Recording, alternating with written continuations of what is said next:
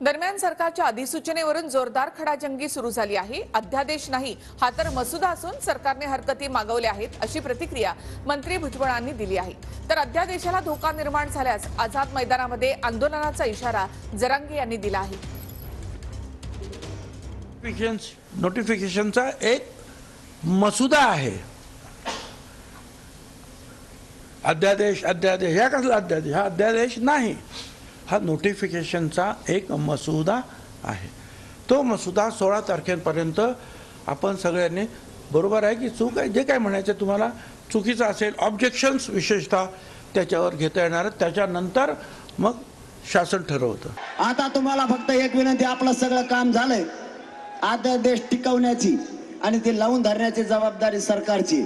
आम्हाला न्याय दिलाय, या गुलालाचा असाच सन्मान राहू द्या आणि पुढेही जर कधी अडचणी आल्या तर मी तुम्हाला शब्द देतो, कोणत्याही आरक्षणातल्या अडचणी आल्या तरी सोडवायला मी सगळ्यात पुढे राहील। जर या अध्यादेशाला काही धोका झाला तर सगळ्यात अगोदर मुंबईला मी आझाद मैदानाला उपोषणाला आलोच म्हणून समजा।